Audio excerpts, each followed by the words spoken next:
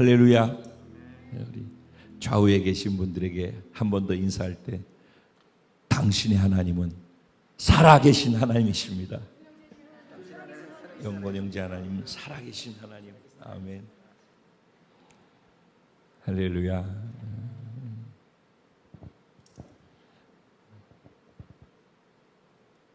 오늘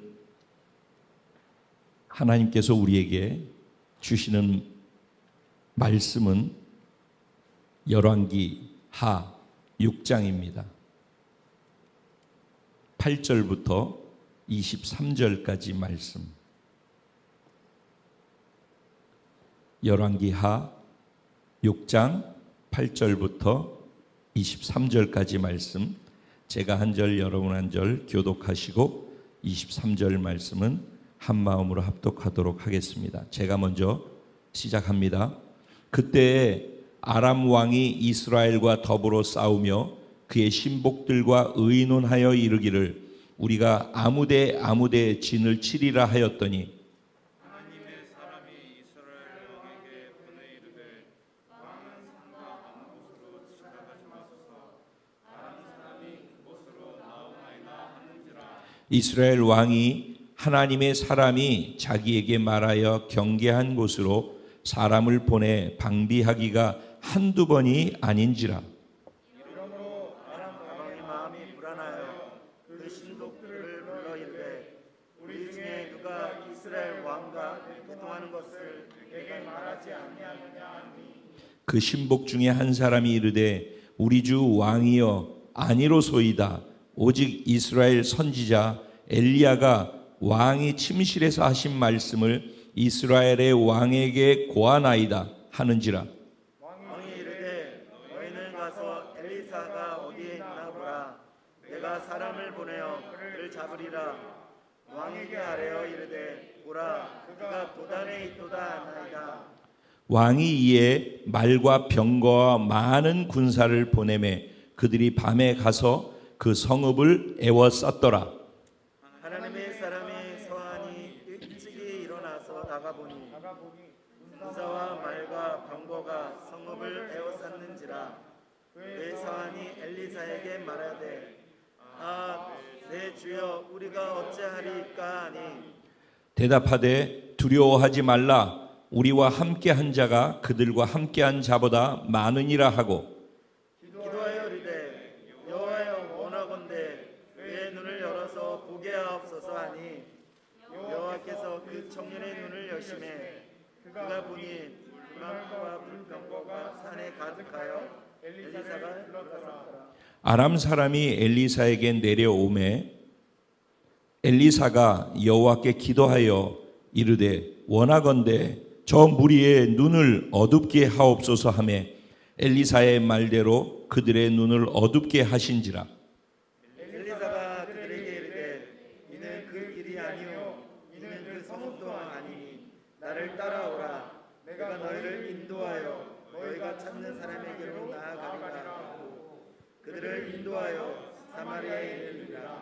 사마리아에 들어갈 때 엘리사가 이르되 여호와여 이 무리의 눈을 열어서 보게 하옵소서 하니 여호와께서 그들의 눈을 여심해 그들이 보니 자기들이 사마리아 가운데에 있더라. 이스라엘 왕이 그들을 보고 엘리사에게 이르되 내 아버지여 내가 치리이까 하니 대답하되 치지 마소서. 칼과 활로 사로잡은 자인들 어찌 치리이까. 떡과 물을 그들 앞에 두어 먹고 마시게 하고 그들의 주인에게로 돌려 보내소서 하는지라. 다 같이 왕이 위하여 음식을 많이 베풀고 그들이 먹고 마심에 놓아 보내니 그들이 그들의 주인에게로 돌아가니라. 이로부터 아람 군사의 부대가 다시는 이스라엘 땅에 들어오지 못하니라. 아멘. 오늘 이 본문 말씀 가지고 보이지 않는 실체를 보는 영의 눈이 열린 복된 자가 바로 저와 여러분입니다. 이런 내용을 가지고 말씀을 전하려고 합니다. 오늘 이 말씀 속에서 영의 눈이 열려지고 믿음의 사람, 하나님의 사람이 되어져 하나님과 함께 동행하는 놀라운 은혜와 축복과 특권이 저와 우리 공동체 모든 성도님들에게 있게 되기를 주님의 이름으로 축복합니다.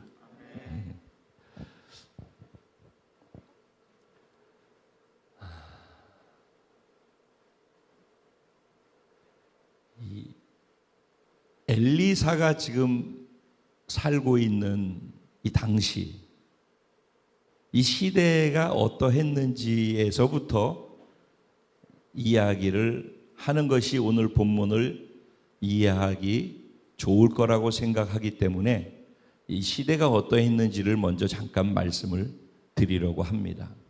우리가 잘 알고 있는 아합 왕이 있지 않습니까? 그래서 엘리사의 스승이었던 엘리야 시대 때 아합 왕이 있었어요. 그 아합 왕을 그 앞으로 거슬러 올라가면 오므리라고 하는 왕이 있었고, 그 오므리 왕으로부터 이어지는 그의 자손들이 계속하는 걸 왕조라고 합니다. 이해되시죠? 왕조. 영곤이로부터 시작해가지고, 영곤이가 왕인데 영곤이 아들의 그 손자에 이어서 계속해서 왕이 계승되어서 계속 내려가가지고 그게 다른 데로 옮겨가기 전까지 계속 되어진 걸 왕조라고 그러고, 영곤 왕조 이렇게 얘기를 하는 거예요. 그리고 왕조가 이해가 되죠. 그러니까 오므리 왕조다 하는 것은 그런 의미예요. 그 오므리 왕조의 그 계보 안에 아합 왕이 있었고 그 형이 아하시아 왕이 있었어요. 그런데 오므리 왕조가 전반적으로 다 하나님을 떠나고 우상을 섬기는, 그래서 부패하고 나라가 타락했어요. 그러다 보니까 이스라엘은 하나님이 통치하고 다스리는 하나님의 나라잖아요. 그러니까 하나님을 신뢰하고 하나님의 말씀에 순종해서 살아갈 때 하나님의 통치가 흘러 하나님의 선하시고 인자하심과 좋으심이 그 나라 백성들에게 다 누려질 수 있게끔 흘러가는 것이 하나님 나라의 통치의 원리이고 하나님이 다스리는 나라의 개념 아니겠습니까? 이게 가장 기본이에요. 성경은 이 개념을 그냥 한 번 설교로 듣는 게 아니라 이게 원리예요. 성경 전체는 이 얘기를 하는 거예요. 그래서 하나님 말씀대로 순종해서 하나님의 통치 가운데 들어서 살면은 하나님께서 우리의 삶을 책임지시고 이끌어 가신다라는 것을 선언하고 있는 거고, 우리는 예수를 믿고 구원받아 하나님의 자녀가 되겠다라고 선택했다면은 이거를 믿고 사는 거예요. 그럼 이스라엘이라는 것도 한 나라가 아브라함으로부터 시작해서 그렇게 나라가 형성되어진 거예요. 이스라엘의 기초는 이거란 말이죠. 그런데 이스라엘 말고 주변 나라들은 다 바알신, 아세라신을 섬겨서 우상들을 섬겼어요.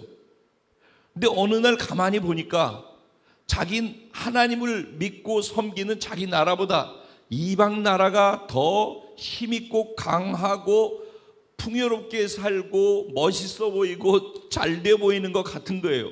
그러니까 우리가 하나님을 놓을 수는 없으니까 하나님을 믿는데 하나님도 내가 취하고 이방신들이 잘 되는 그 원인이 된다라고 생각하는 그 이방의 신을 또 믿게 되어져서 두 가지를 막 섞어가지고, 어떤 건 두 가지 아무거나 걸려도 좋다, 나만 좋게 만들어주면 된다 그래가지고, 그래서 혼합주의, 종교 혼합주의, 싱크리티즘이 나오는 건데, 어쨌든 그러다 보니까 이 이스라엘 사람들이 왕을 비롯해가지고 주변 나라의 신들을 다 같이 섬기게 되어졌어요.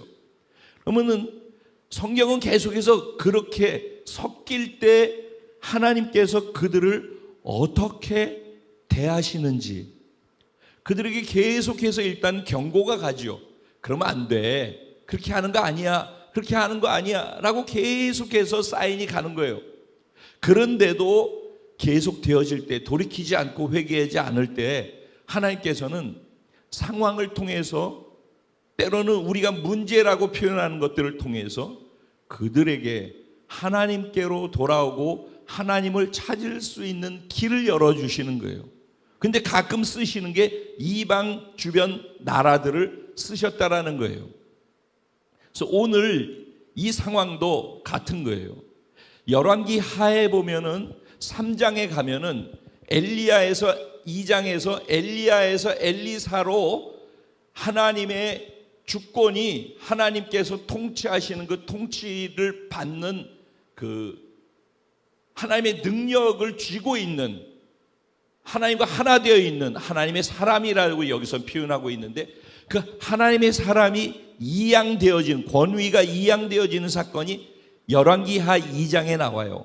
그래서 엘리야는 겉옷을 던져주면서 하늘로 올라가고 그리고 갑절의 능력을 달라고 했던 간절한 목마름으로 엘리야를 따랐고 하나님을 바라봤던 엘리사에게 그 놀라운 은혜와 기적이 능력이 주어지게 된 거예요.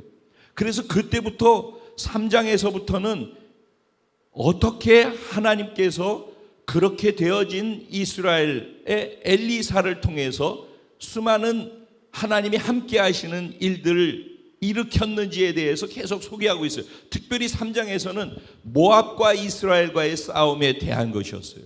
그 당시 이스라엘은 하나님에 대한 신뢰도 없고 그냥 족보만 걸어놓고 마치 종교 생활하듯이 교회 생활하듯이 그러고 있었는데도 불구하고 모압과의 전쟁을 하는데 그들이 하나님을 썩 의지하지도 않았는데도 불구하고 하나님께서는 이스라엘이 하나님의 백성이라는 그 한 가지 이유 때문에 그들에게 선을 베풀어 주셨어요.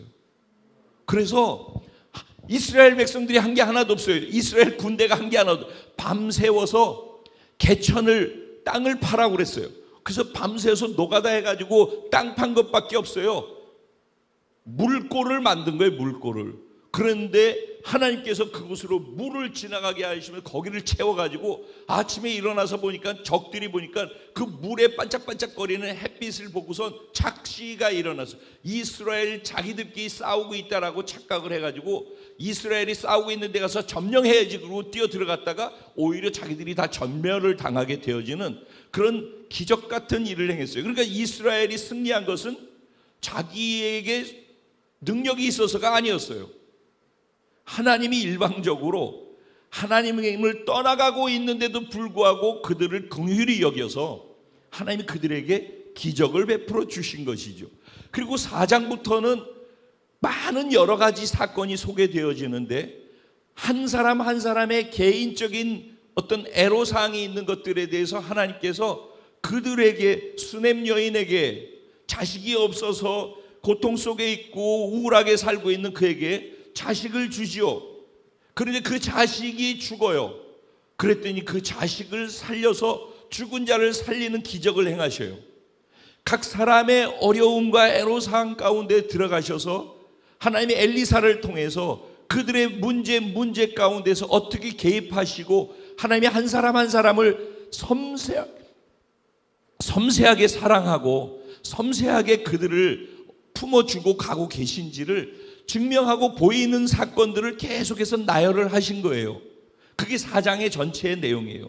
그러다가 5장으로 넘어가 가지고서는 이방 아람이라고 하는 나라가 있는데 오늘 우리 읽은 본문의 내용에 나오는 아람이죠. 아람은 오늘날로 하면 시리아라는 나라 있죠. 지금도 여러 가지 복잡한 일이 일어나고 있는 그 시리아예요. 그 시리아 아람 왕의 군대 장관이라고 하는 나아만이라는 사람이 있었는데 문둥병이 걸려서 겉은 화려한데 속에서는 썩어 들어가고 있는 그가 절망과 고통 속에서 그러면서도 전혀 사람들한테는 드러내지 않고 있다가 옆에 있는 여종 하나가 그 애로사항을 알고 이스라엘에 가면은 선지자 엘리사가 있는데 그에게 가가지고선 얘기를 하면은 그가 해답을 줄 것이라고 그 얘기를 듣고 마지막 지푸라기 잡는다고 생각하고 그곳으로 가지요.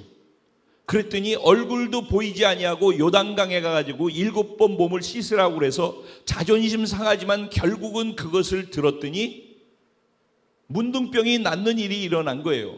그러면서 나아만 장군, 아람 나라의 군대 장관이라고 할 수 있는 나아만이 이스라엘의 하나님, 엘리사의 하나님은 진짜 살아계신 하나님이고 유일하신 하나님이시다. 나는 그 하나님을 이제 인정하고 그 하나님을 신뢰하고 그 하나님을 바라보고 살겠다라는 고백까지 하게 만들었던 거예요.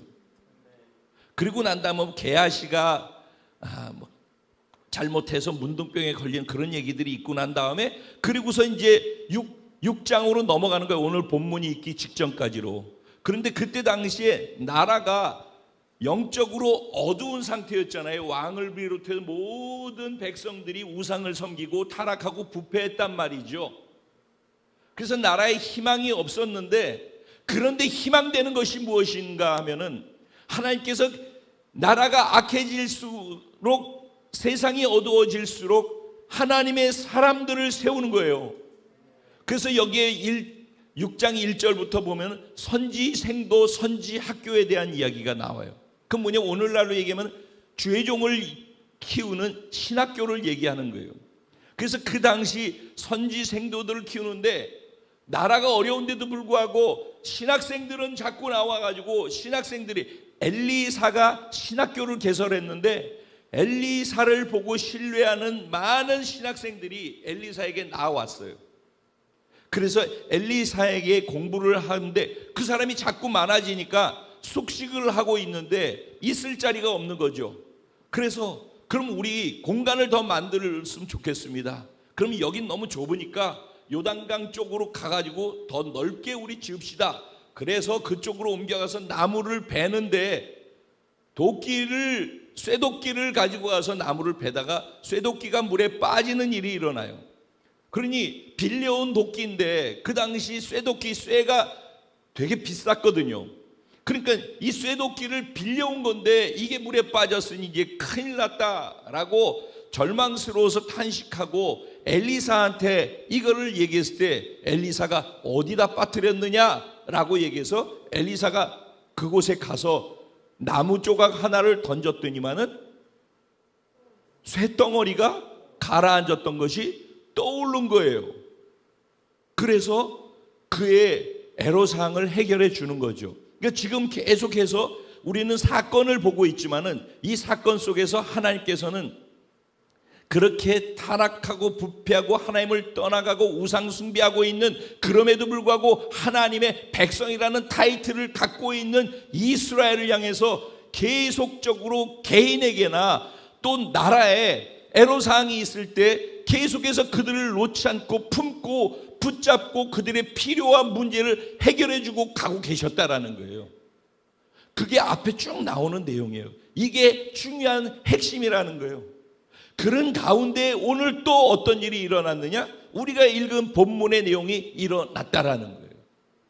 이렇게 이해를 하면서 오늘 본문을 봐야지, 오늘 본문을 묵상할 때 여러분들이 이 본문 안에서 찾아낼 수 있는 하나님의 마음을 알게 되어지는 거예요. 그러면은 오늘 본문으로 한번 들어가 볼까요? 네. 오늘 본문의 내용은 아람 왕이, 이스라엘이 나라가 쇠퇴해지고 군사력도 국방력도 떨어지는 것을 보면서, 야, 저거는 한 방에 넘어뜨리고 전 나라를 우리가 차지할 수 있겠다라는 생각을 하게 되어졌어요. 그래서 기회가 되면은 이 참모 회의를 해가지고 기회가 되면은 저거를 무너뜨려서 우리가 먹어야지 생각하고 회의를 하고 난 다음에 요소의 군 요충지 중요한 지역에 군사를 보낸단 말이에요. 그런데 어떻게 된 건지 매복하고 있다가 오히려 자기들이 매복해가지고 이스라엘을 깨트리려고 그러는데 이스라엘이 매복하고 있다 자기 군대가 계속 당한단 말이죠.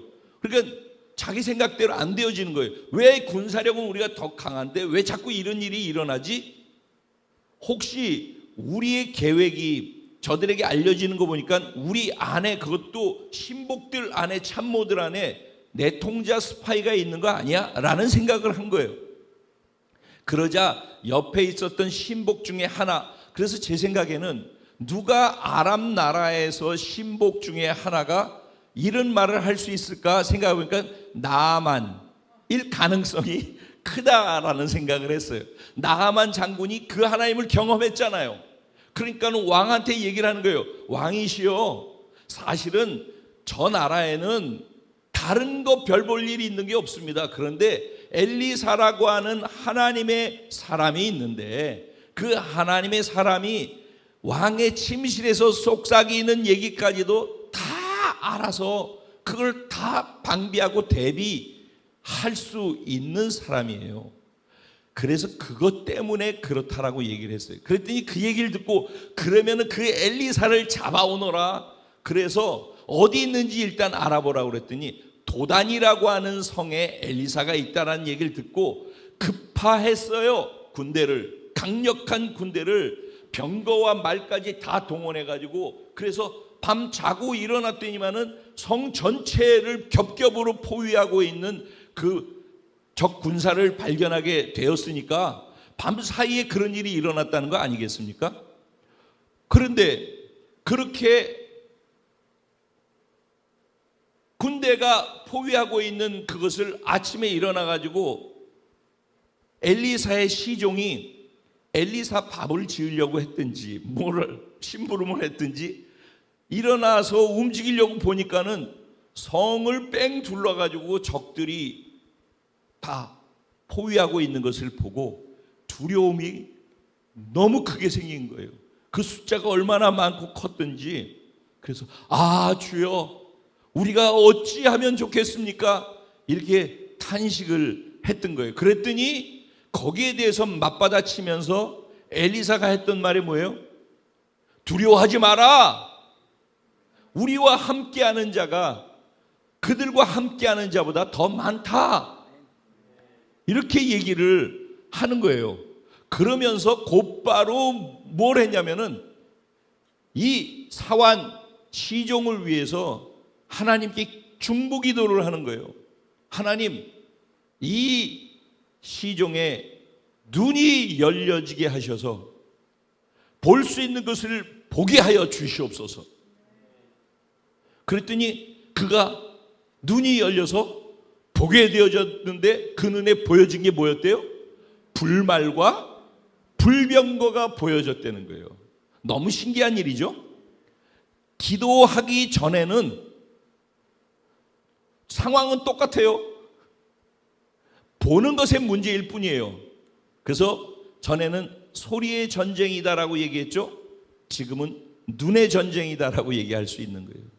우리의 눈이 어떤 눈을 가지고 어떻게 보느냐에 따라서 똑같은 환경, 똑같은 상황, 똑같은 위기와 위험, 똑같은 문제 속에 있는데 두 사람이 전혀 다른 반응을 했어요. 그리고 나중에는 이 부정의 말을 했던 사람이 눈이 기도를 받고 눈이 열리고 난 다음에 보니까 조금 전에 두려움이 이제는 전혀 다른 반응으로 나타나게 되어졌어요. 그거는 그러니까 환경의 문제가 아니라 그 환경을 보는 눈만 바뀌면은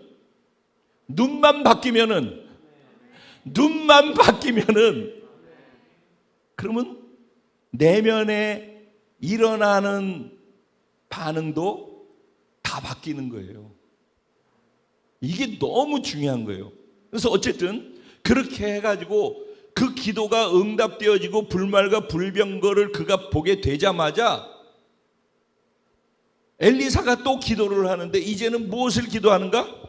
자기를 포위하고 있는 그 성을 두르고 있는 아람 군대에 눈을 멀게 해 주십시오라고 하나님께 기도를 했어요. 그랬더니 그들이 눈이 보이지 않게 되어졌다라고 해요. 그래서 엘리사가 보지 못하는 그 군대들에게 가서 너희들이 찾는 길을 내가 안내하겠고 너희가 찾는 사람에게로 내가 너희를 데리고 가겠다. 지금 너희가 있는 곳은 거기가 아니다 해가지고 그들을 다 데리고, 그래서 얼마나 장관이었을까 생각을 해봤어요. 그들을 다 데리고 계속해서 데리고 왔어요. 어디까지? 사마리아 성까지. 도단성에서 사마리아 성까지는 우리 오늘날로 하면 19km 정도 되어지니까 약 20km 가까이 되어지니까 꽤 먼 거리예요. 20km 가까이 되어지는 거면은. 그런데 그 거리를 걸어서 그 군대를 다 이끌고 간 거예요. 사마리아 성이 어디예요? 북이스라엘의 수도예요, 수도. 그러면 수도 한복판에 이게 도단성을 감싸고서 포위해서 이제는 이 성을 잡아먹으려고 하고 그 기세 등등했던 그들이 오히려 이스라엘의 수도의 중심에 들어가 가지고 이스라엘 전체 군대한테 포로로 잡혀서 둘러싸여서 죽기 직전 그 상황으로 몰려가게 된 거예요. 그렇게 딱 된 상태에서 엘리사가 또 기도를 하는 거예요. 하나님, 이제 이들의 눈을 열어 주옵소서 했더니 그들이 눈을 열고 보니까 이 상황이 이렇게 되어진 것을 알게 되어진 거예요. 얼마나 놀라고 당황했을까요? 그때 이스라엘 왕이 이게 기회구나. 늘 눈에 가시같이 불편했던 저 아람 놈들이 우리 가운데 와서 이제는 완전히 꼼짝 못하게 됐으니 몰살시켜 버리면은 저들의 군사력이 약화되니까 이제 한시름 놓을 수 있겠구나 생각을 해서, 그런데도 엘리사에 대한 권위를 존중하는 것이 있는 거죠. 왜? 아무리 어떤 상황에도 엘리사를 통해서 행하셨던, 엘리야를 통해서 행하셨던 하나님을 알고 있고 거기에 대한 존중하는 마음이 한쪽에는 있는 거예요. 아무리 우상을 섬기고 있어도. 그래서 엘리사를 존중함 속에서 엘리사여, 내 아버지여, 우리가 이들을 쳐서 멸절시켰으면 좋겠습니까? 라고 물었어요. 그랬을 때 엘리사가 그렇게 하지 마십시오. 우리가 칼과 활과 창으로 싸워서 그렇게 피를 흘리면서 이겨가지고서 있는 사로잡은 포로들도 아닌데 하물며 그냥 이렇게 하나님께서 여기까지 있게 하셨는데 이들을 죽일 필요가 없습니다. 오히려 물과 떡 많은 음식을 차려서 이들을 선대해서 배부르게 먹고 편안하게 돌아가게 해 주십시오 라고 했더니 그래도 참 기특한 왕이에요.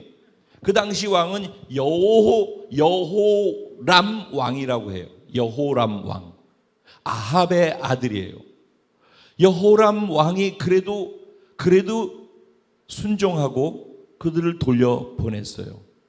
그리고 어느 기간 동안 다시는 이스라엘을 쳐들어오지 못했다. 근데 24절에 보면은 왕이 대군대를 다 끌고 와가지고선 사마리아 성을 포위해가지고 일어난 일들이 소개되어져요. 이건 나중에 또 기회 되면은 말씀을 나누도록 하고, 오늘은 이 23절까지 지금까지 지금 얘기한 게 뭐예요? 관찰이에요. 이 관찰하고서 묵상 다 했다라고 하면은 통찰이 안 되는 거예요. 통찰을 하려면은 이 관찰한 내용 스토리 속으로 내가 들어가서 이 실제 현장에 내가 있어야지 돼요. 그래서 현장에 있는 상황 속에서 느껴지는 그 순간순간의 느낌에 대한 이해를 생각을 자꾸 해봐야지 통찰이 나와요. 그럼 이제 한번 그렇게 생각을 해볼게요. 자, 아람 왕이 이스라엘을 먹으려고 군대를 보냈는데 반복해서 실패를 했잖아요. 근데 그 실패한 원인이 어디 있다고 그랬어요? 하나님의 사람 엘리사라는 게 있어서 그 때문에 계속 이런 일이 있습니다라고 얘기했잖아요. 그렇죠? 그 얘기를 들었어요. 그러면은 아람 왕이 이때 어떻게 판단했어요? 엘리사가 어디 있는지 찾아가서 엘리사를 잡아와라 그랬잖아요. 근데 앞뒤가 이게 안 맞는 넌센스인 거 생각해 보셨어요? 엘리사는 자기가 군대를 동원해가지고 이스라엘을 치려고 하면은 어디에로 들어가서 칠지까지 다 알아서 다 방비하는 사람이잖아요.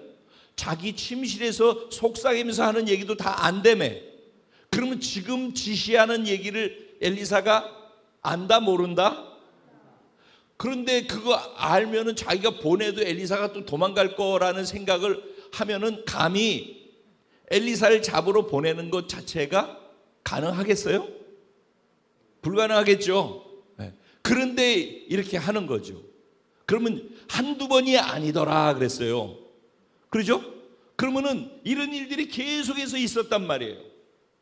계속해서 있으면서 그 머릿속에 이렇게 계속 되어지는 것은 엘리사라는 그 하나님의 사람, 그 사람 때문이구나라는 생각을 한단 말이에요.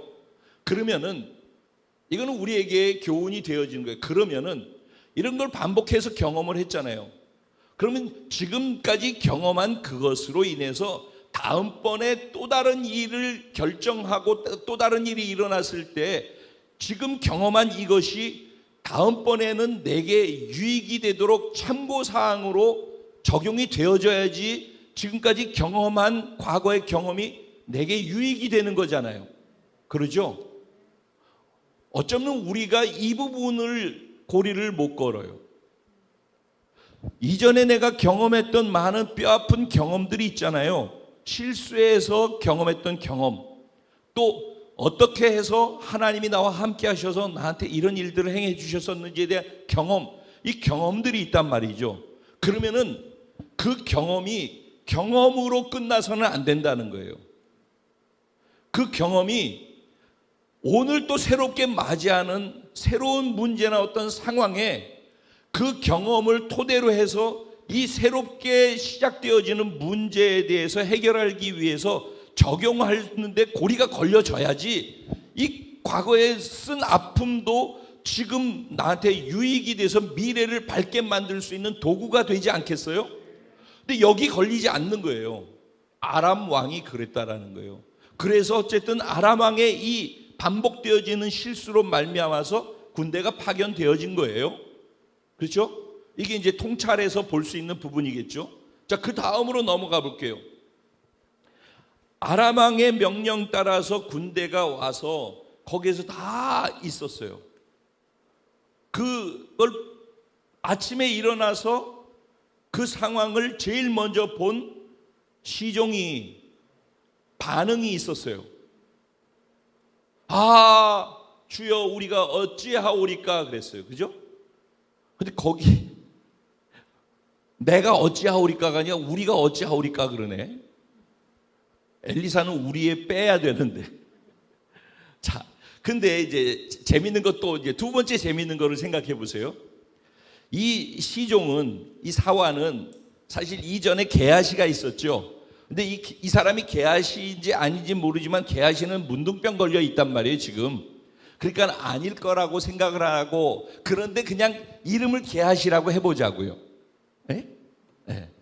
자꾸 사환, 시종 이렇게 하느니 그냥 이 사람이 게하시라고 우리가 그냥 이렇게 해보자고요. 그럼 이 게하시는 엘리사가 이 4장에서부터 계속해서 수많은 기적들을 행했잖아요. 그렇죠? 그 기적 행할 때 엘리사 옆에 이 사환이 항상 시종이니까 같이 있겠죠. 그러면 엘리사가 기적을 행할 때, 그리고 왕에게 이걸 전가를 보내서 누가 저기 어떻게 해서 어느 자리에 있으니까 매복하고 있어가지고 그를 치십시오라는 얘기를 할 때 엘리사가 직접 가지 않죠. 사환을 통해서 간단 말이에요. 그러면은 그런 모든 시간 과정 속에서 하나님의 엘리사를 통해 행하신 수많은 은혜와 기적들의 장소에 사환이 있었어요, 없었어요? 있었죠. 조금 전에 아람 왕과 똑같은, 아람 왕은 부정으로 경험한 거라면은 여기서는 기적으로 긍정으로 경험한 것이 이 사환에게도 계속 있었던 거란 말이에요. 그러니까 우리가 부정이 됐든 긍정이 됐든 신앙생활 하면서 경험한 경험들을 경험으로 두는 사람처럼 바보인 사람이 없는 거예요. 그 경험은 오늘 또 새롭게 시작되어지는 나에게 부딪히는 우리 인생이 문제예요. 문제의 연속이라고. 앞으로도 여기서 제일 어린 게 누구야? 성호네. 성호야, 미안하지만 지금까지도 많은 어려움이 있었잖니? 그건 게임도 안 돼. 뒤에 더 많은 어려움들이, 그게 인생이야 그냥. 근데 중요한 거는 많은 문제가 있다, 어려움의 크기가 얼마다가 중요하지 않다라는 거야. 지금까지 네 삶 속에서 경험했던 실패 그리고 성공의 경험이 있었잖아. 그 실패 속에 하나님을 봤고 성공 속에서 하나님을 본 게 있다면은 그것을 옛 추억으로 넘길 게 아니라 오늘 또 다가오는 새로운 문제에 대해서 나에게 도전하는 그 도전에 대해서 그게 참고사항이 돼서 오늘 내가 뭔가를 결정하고 행동하는데 도우미가 되어져야 된다는 거예요. 아멘. 이게 너무너무 중요해요. 근데 우리 이 부분에 걸리지 않기 때문에 늘 과거에 이랬었는데 제가 하는 이 이야기는 뭐 새로운 얘기처럼 들려지죠. 늘 하는 얘기예요, 사실은. 예. 듣다 보면 나중에 아, 그 얘기가 그 얘기였네라고 생각하실 거예요. 자, 그러니까 계속 되어지는 하나님은 기회를 주고 계신 거예요.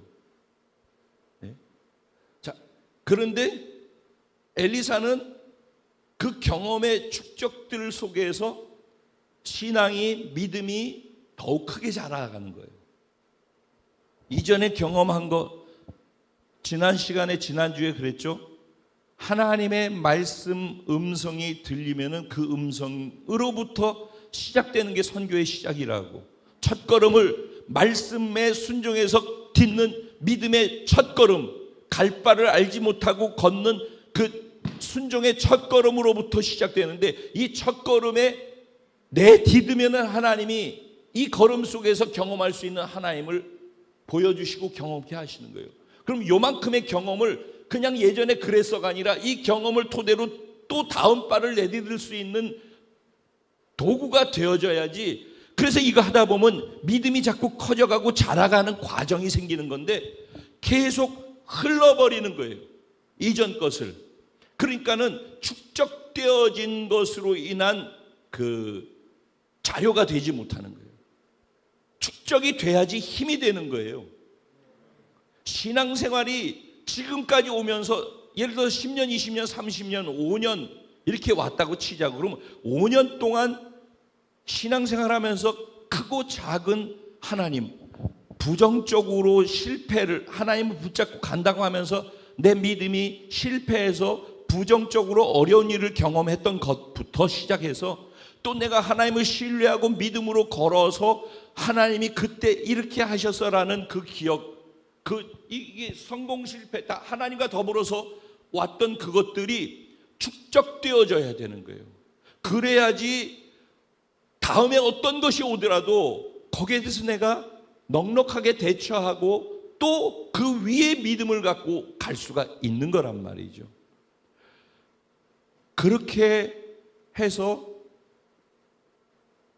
다음으로 또 넘어가 보면은 우리가 약간 이해할 수 없는 부분이 나와요. 그게 뭐냐면은 이 사환의 눈을 뜨게 해서 불말과 불병거를 보게 했단 말이죠. 그런데 그리고 난 다음에 그 능력을 가지고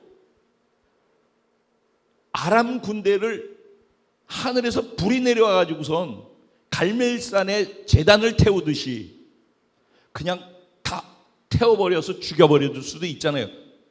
전쟁에 이기게 하는 게 목적이라면은. 그렇죠?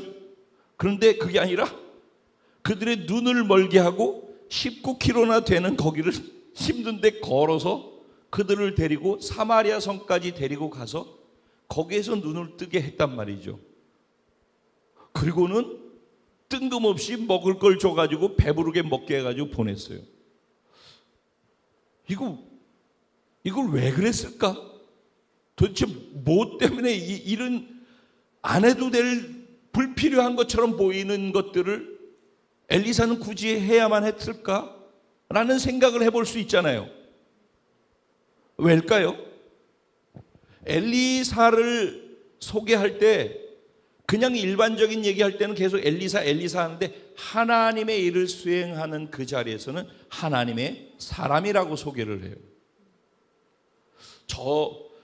제가 스코틀랜드에서 훈련을 받고 있을 때 물론 여의도 목사로서 있다가 미국 갔다가 그 다음에 스코틀랜드 간 상황이었으니까 제가 목사였었죠. 훈련생이었지만.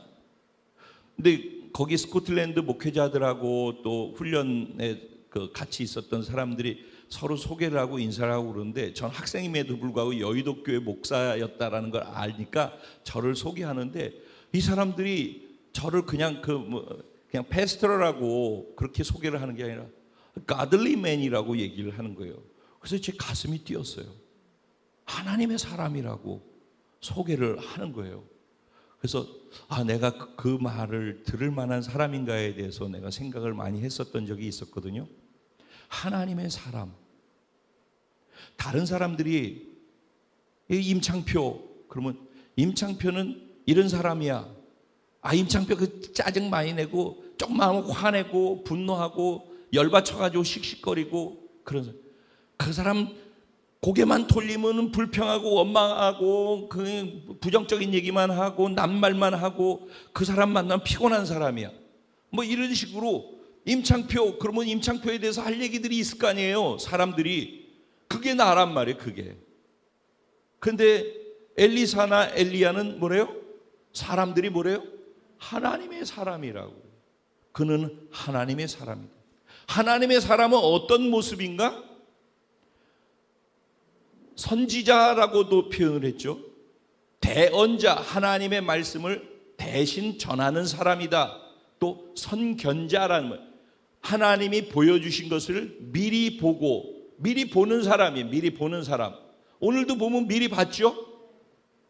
미리 다 보고서 알려주잖아요. 왕에게. 그러죠? 그리고 미리 보고 못 본 사환에게 얘기해 주죠. 미리 본 사람은 본 것을 얘기해 주라고 미리 보게 해 주는 거예요. 미리 본 것을 갖고 폼 잡고 나는 봤어 너희들은 못 보지 하게 하기 위한 게 아니라 자기가 본 것을 외치고 알려주게 하라고 보게 하시는 거예요. 하나님의 사람은 미리 보는 사람이에요. 그리고 못 본 사람들에게 볼 수 있도록 알려주는 사람이에요. 그리고 못 본 사람이 눈이 다쳐서 못 보고 있기 때문에 그들의 눈을 열어달라고 중보기도 할 수 있는 사람이에요.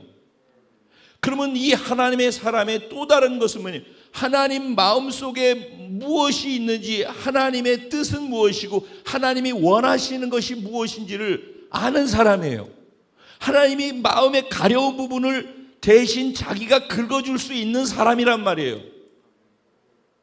그러면 왜 하나님이 어디가 가려워서 왜 엘리사에게 그들의 눈을 멀게 하고 사마리아까지 걷게 하고 거기서 눈을 뜨게 해서 그래서 그들을 멸절시킬 수 있는 기회가 주어졌을 때 왕에게도 그렇게 하지 말라고 하고 먹이라고 그리고 선대해서 보내주는 것까지 그 속에서 한 가지 때문에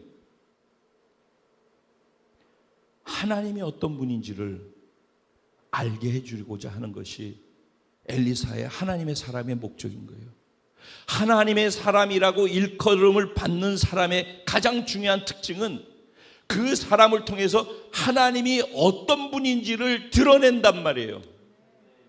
하나님의 속마음, 하나님의 뜻, 하나님의 성품, 하나님을 드러내는 자로 하나님이 그 사람을 쓰신단 말이에요. 그래서 아람 군대에게는 엘리사의 하나님이 얼마나 위대하신 하나님이신지, 이불 속에서 속삭이는 것까지도 다 아시는 전지하신 하나님이고 전능하신 하나님, 위대하신 하나님이라는 것을 그들이 알게 하셨어요. 하나님의 사람이 기도하면 그들의 눈이 멀게 되어지고 하나님의 사람이 기도하면 그들의 눈이 떠지는 그런 어마무시한 하나님, 그 하나님을 알게 하셨어요. 그리고 그 하나님은 위대하고 전능하고 전지하실 뿐만 아니라 사랑이 많으시고 자비하시고 긍휼이 많으셔서 원수라도 선대하고 좋은 것으로 베풀어 주시는 하나님이라는 것을 알게 해주기 위해서 이런 말도 안 되는 그 힘든 일들을 다 하게 하신 거란 말이에요. 성경의 모든 내용은 하나님 자신을 알게 해주고 싶어서 하나님이 행하시는 일들을 소개한 내용들이라고. 하나님의 마음은 간절하고 늘 안타깝고 늘 답답하고 그런 거예요. 왜? 눈이 다쳐서 보지 못하는 사람들로 인해서 안타까운 거예요. 그런데도 자기는 자기 자만심에 빠져 있어요. 하나님의 뜻이나 하나님의 말씀은 모르고 내가 똑똑하고 내가 알고 내 판단에는 내 생각에는 아람 왕이 그렇게 할 수 있었던 이유는 뭐예요? 엘리사가 그렇게 모든 것을 다 알고 그래서 자기들이 계속 패배하는 것을 알매도 불구하고 이스라엘의 군사력보다 자기의 군사력이 더 크다라는 것을 알고 자만해 있고 교만하기 때문에 가서 잡으라고 또 얘기할 수 있는 거예요. 그러니까는 이 믿음의 장애물, 눈이 열리는 것을 방해하는 것은 뭐냐면은 자기의 죄이죠. 그리고 자기를 정죄하는 마음도 마찬가지예요. 그런가 하면 자기 자아예요. 교만하고 자만한 자기 자아. 이런 것들이 믿음으로 자라는 것을 방해하기, 결국은 눈이 열린다는 것은 믿음의 눈이 열리는 거고 영의 눈이 열리는 거거든요. 눈이 열리지 않는 거예요. 믿음이 자라지 않는 거예요. 믿음으로 보지 못하는 거예요. 하나님의 사람은 믿음의 눈이 있는 사람이에요. 그래서 적어도 최소한도 우리가 사화는 돼야 되는 거예요. 나는 못 볼지라도 내 옆에 하나님의 사람을 두고 살아야지 그게 지혜예요.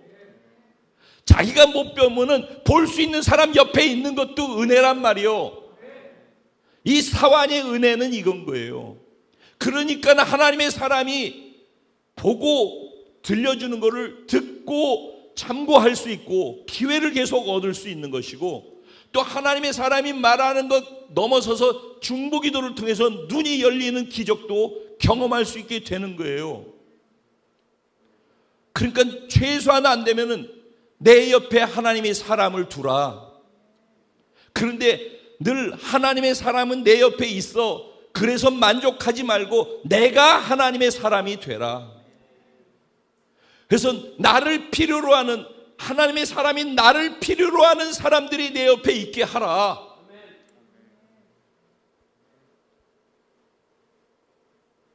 오늘 저와 우리와 함께 예배하는 사랑하는 우리 성도님들, 여러분들이 하나님의 사람이 되시기를 주님의 이름으로 축복합니다.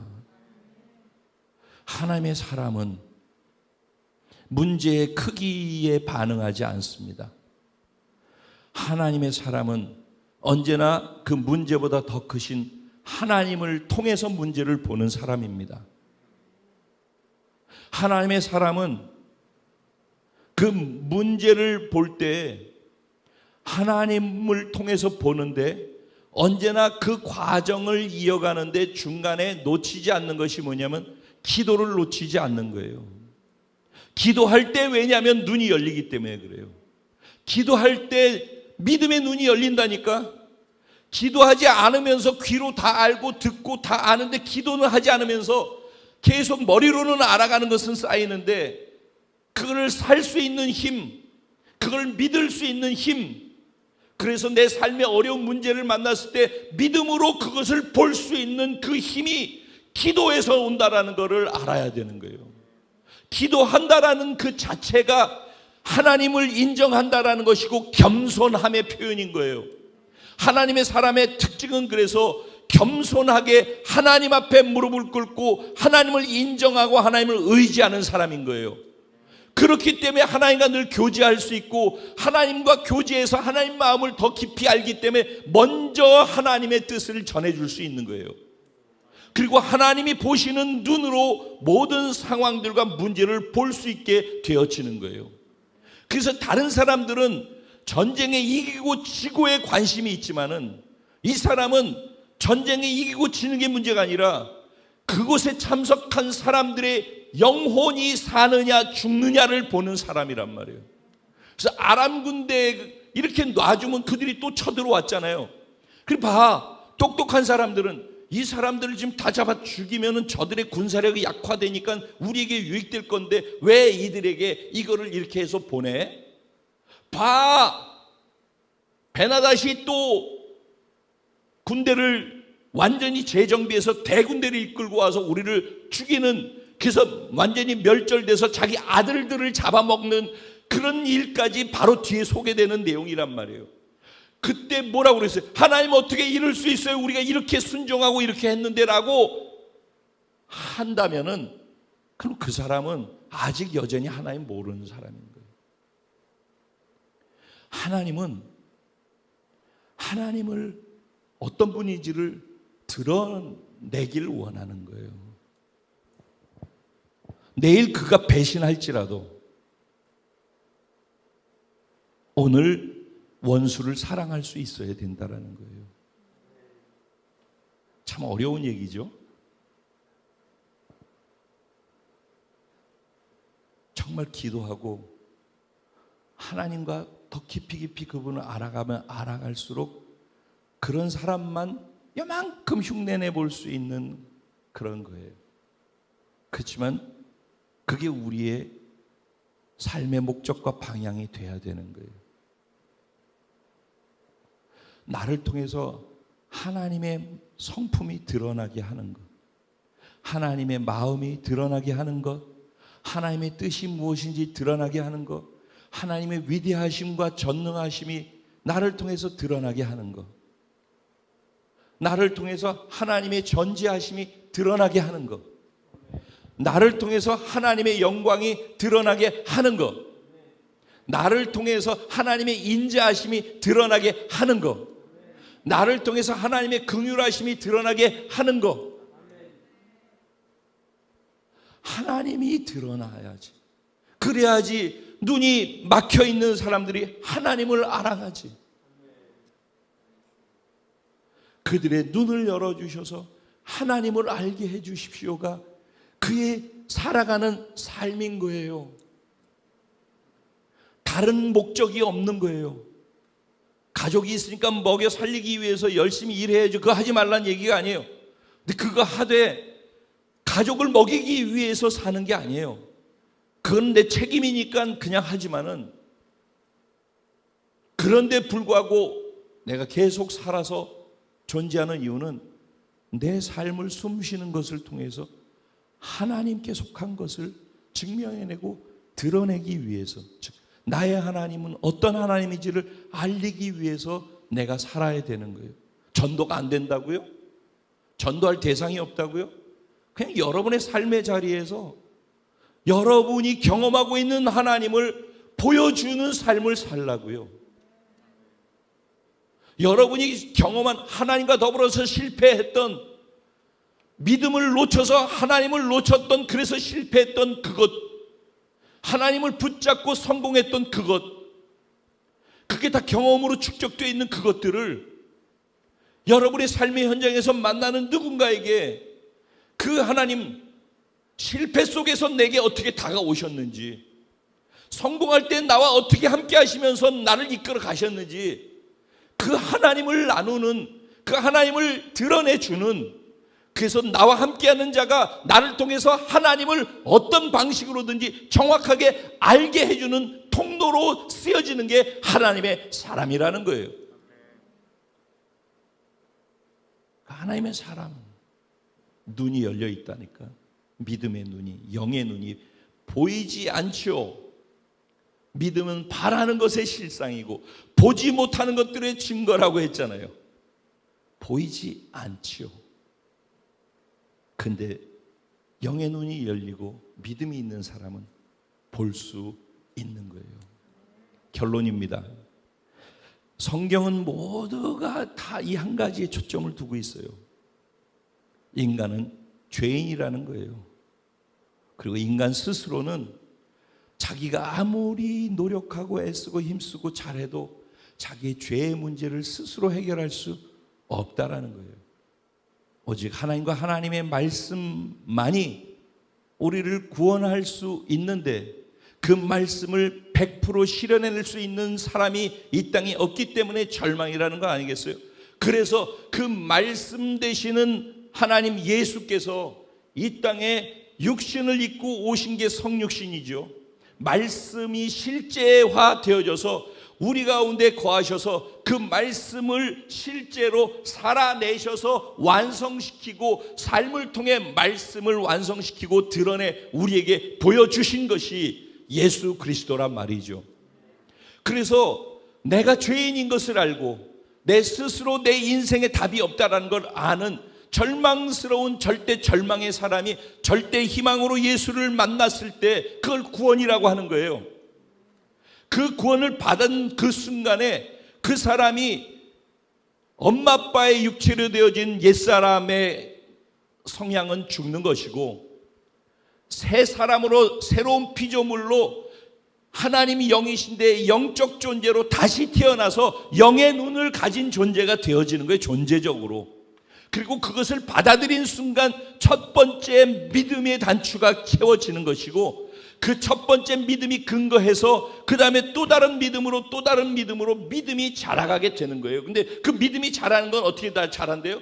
믿음은 들음에서 나는 것이에요. 그러니까 듣지 아니하고 혼자서 신앙생활 한다? 그건 웃기는 얘기인 거예요. 믿음은 들음에서 나요. 들음은 무엇을 들음으로? 말씀을 들음에서 나는 거예요. 이렇게 말씀을 듣는 것이 계속 쌓이고 쌓이면서 믿음이 자라가는 거란 말이에요. 근데 이 믿음의 자람을 막는 게 뭐라고요? 나란 말이에요. 나의 자아, 교만, 죄, 하나님으로부터 멀어지고 싶어하는 그 습성, 이런 것들이 믿음을 자꾸 자라지 못하게 만드는 거란 말이에요. 나의 탐욕, 욕심. 그래서 하나님께서 이 성경에 있는 모든 내용을 통해서 우리의 삶의 모든 시간들을 통해서 하나님 자신을 소개하고자 하는 거예요. 눈이 멀어 있는 자들에게 하나님을 소개받아서 눈이 열릴 수 있는 기회를 계속 주려고 하는 거예요. 그러니까 성경의 모든 기적들은 눈이 멀어져 있는 자들에게 눈을 뜨게 하기 위해서 주시는 하나님의 기회를 주시는 좋으신 성품이란 말이에요. 우리가 이런 관점으로 성경을 보면서 성경을 묵상하고 이해할 때 하나님을 성품으로 알아가라. 성경을 읽을 때 묵상할 때 그 스토리에 담긴 하나님의 마음을 알아가라. 그리고 그 마음을 내 마음으로 반응해 보라. 그래야지 내 삶의 현장에서 그 말씀을 마음으로 살아내 보고자 하는 시도가 가능케 된다. 이 얘기들을 계속 하는 거예요. 그래서 하나님을 성품으로 알아가라, 하나님의 인격으로 만나라, 이런 말들이 굉장히 머리로는 익숙한데 추상적인 거란 말이에요. 그게 뭔지를 모르고 보이지 않는 하나님을 추상적으로, 지난 금요일 날도 이 얘기했었어요. 왜냐하면 이거는 늘 가다 보면 원점으로서 이 부분이 안 되기 때문에 계속해서 도돌이표가 나는 거예요. 그래서 이걸 해야 돼. 무조건 하나님을 알아가야 돼요. 성경 말씀을 정말로 알고자 하고 성경으로 들어가야 돼요. 그리고 성경을 소리내서 읽으세요. 들음에서 나며 뭘 들어요? 말씀의 소리를 듣는 거예요. 눈으로 읽는 게 아니라 소리로 듣는 거예요. 소리를 들어야지 뇌가 뉴런이 작동해서 빛을 발하는데 그 빛이 생명이라고 그랬잖아요. 그리고 소리가 커져가면 커져갈수록 많아지면 많아질수록 그 뉴런의 빛이 커지고 많아지면서 확대된다고 했잖아요. 여기까지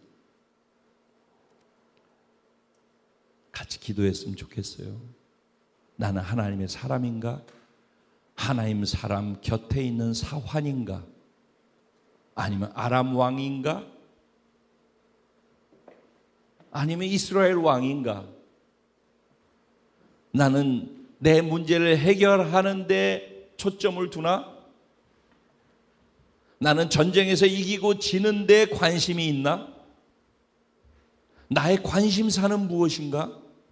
내가 하나님의 사람일 수 있는 것은 나의 관심사가 하나님의 관심사에 연결되어져서 하나님을 드러내는데 내 모든 삶의 목적과 가치를 두고 있는가를 보면은 아는 거죠. 하나님, 엘룰월을 지나가고 있는 이때 우리의 신앙을 점검해 볼 수 있는 기회를 주셔서 감사합니다. 예배를 함께 모여서 드릴 수 있는 상황이 되지 못해 비대면이라고 하는 초유의 단어가 새로 만들어질 정도로 이런 시기 속에서 이런 예배를 드리고 있지만, 그렇기 때문에 묻어서 군중들과 함께 섞여서 앉아 있으면서 예배 드렸다고 생각하는 그 예배 개념을 무너뜨려 주시고 1대1로 하나님 면전에서 하나님 앞에 반응하는 참된 예배자로서의 나의 예배를 회복시키기 위해 스탑을 걸어놓고 리셋하게 하시고 모든 것들을 재부팅하고 계신 하나님께 감사합니다. 그 자리로 우리를 노골적으로 초청하고 계신 그 하나님께 감사드립니다. 하나님, 내 제일 먼저 예배를 건드리고 계신 하나님, 내가 온전한 예배자가 되게 해주십시오. 모여서 예배를 드리든 혼자 예배를 드리든 화면으로 예배를 드리든 옆에 있는 것에 영향을 받지 않게 오직 하나님 면전에서 하나님께만 반응하는 예배자가 되게 해주십시오. 예배드리면서 하나님의 음성을 소리로 듣게 하시고 이 말씀을 듣는 소리 때문에 내가 믿음이 자라게 하시고 믿음의 눈이 열려지게 하시고 영의 눈이 열려지게 해주십시오. 보이지 아니하는 진짜 실체를 보는 눈이 우리 가운데 열려지게 하셔서 이제는 끝났구나 죽었구나라고 있는 그때 우리 가운데 우리와 함께 하시는 불말과 불병고 하나님의 군대를 볼 수 있는 은혜가 있게 해 주십시오. 문제가 아무리 크더라도 그 문제에 반응하지 아니하고 언제나 문제보다 더 크신 살아계신 하나님, 당신 앞에서 반응하는 예배자로서의 신앙 고백이 있게 하여 주옵소서. 하나님, 당신과 더 깊은 교제 속에서 하나님을 더 신실하게 알아가고 그 하나님의 성품을 만나서 내가 하나님을 믿는 믿음과 신뢰가 커져갈 수 있도록 도와주옵소서. 우리 이러한 지금까지 나눈 이 말씀을 생각하며 내 자신의 세워져야 될 부분이 무엇인지 하나님께 주의 이름을 한번 부르고 간절하게 기도하며 나아가도록 하겠습니다. 기도드리겠습니다. 주여!